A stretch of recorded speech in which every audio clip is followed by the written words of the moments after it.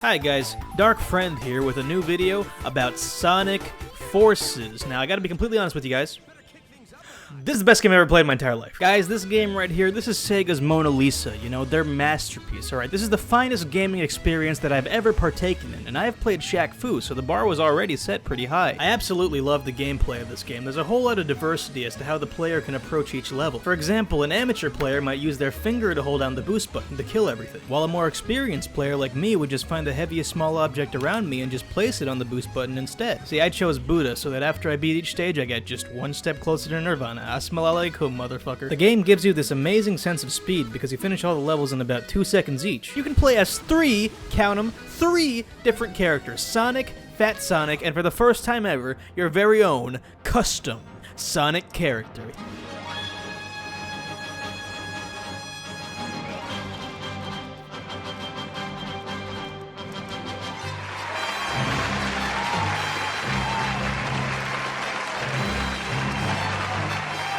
I call him Cocaine the Hedgehog, PhD. Now, he was initially going to go by his original name, White Power the Hedgehog, but upon reconsideration, I realized that this name would not be very well received within certain social circles, so I retconned it. I think it's an absolute stroke of genius by Sega to include a custom character, because the best way to sell games to a generation that prides itself on self-hate is obviously to let them play as themselves. Here's the custom character gameplay.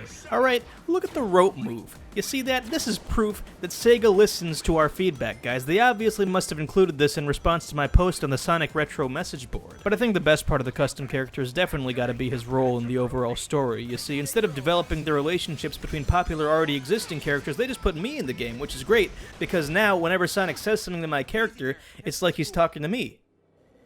It's like I'm friends with Sonic.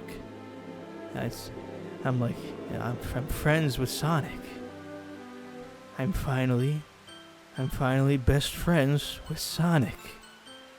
It's just like my stories. Instead of giving the custom character any cool abilities or powers, they just kind of said fuck it and gave him a gun, obviously drawing inspiration from another one of Sega's masterpiece games. You can also play as classic Sonic, because, why? Why is he in this? Why did they put him in this? Why is he? The level of immersion that this game has is absolutely fantastic. It has this big theme that's all centered around friendship. So if I see an enemy, instead of killing him, I can just go walk up to him and have a conversation. He doesn't even attack me. The soundtrack is absolutely divine. Just listen to it.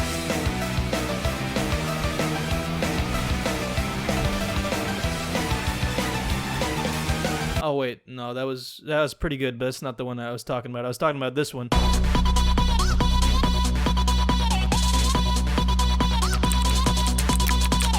Alright, here we go. I'm gonna rent an avatar. Oh, look! Through the power of the internet, I can play as such amazing characters as 216 VO the Wolf and Super Fast Jellyfish. I absolutely love how they advertised that they were bringing back all the old enemies, but they didn't actually have boss fights for 2 of them. However, not to fear, because they did include a boss fight for the most beloved Sonic villain, Zavok. Speaking of Zavok, here's his boss fight. The ambiance of this game is absolutely top-notch. As you can see, the moving JPEGs in the background are very inspiring. I love how when you get to the end of the stage, you're just standing there like an asshole with no idle animation. I absolutely love the quick time events. Everyone's favorite part of a video game is Sonic the Hedgehog is a quick guy, so you gotta have quick time events, obviously. In the words of a celiac patient, quick time events are the best thing since sliced bread. Oh, it's my favorite character.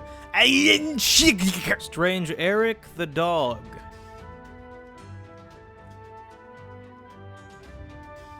I love how for the level design team, instead of hiring people that worked on Sonic games before, they just picked 2 randos. Not the third one, though. He actually did work on a Sonic game before. At least that game did give us Zavok, though.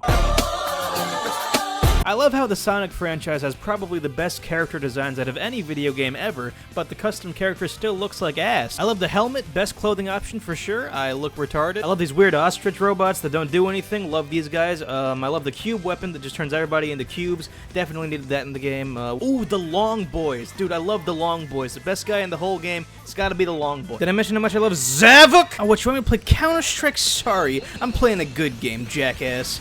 But together we can show the world what we can do. You can sometime. What the fuck? What is happening? What the hell is happening? What the fuck am I supposed to assume is happening right now? Ian Baczynski, the bird. That's probably just his real name. Silly Goose. Ah, he's silly. Pistachio. Turbo Stink.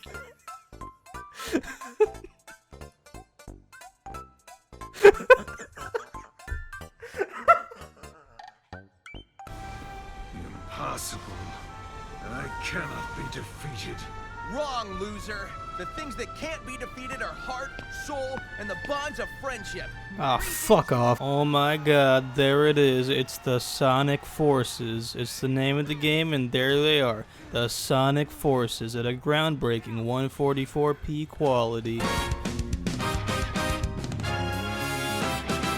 I absolutely love this final boss fight. Definitely not the most agonizing 20 minutes of my life. Oh yeah, I love it how he smashes the floor and I have to do the whole thing over again. I love it. I absolutely love it. I love how in a game where you do nothing but move forward, they decided that the best obstacle to include is one that's really long and moves horizontally. I love how in order to beat the guy, you just have to hit one button a million times. Very refreshing change from the previous stages where you only had to hit it once. I love how this game had such great potential but has ended up being mediocre as shit. But most of all, above everything else, I love one thing, and its name is Zev! So as you can tell, I'm a pretty big fan of this game. I'm gonna have to give it a 10 out of 10.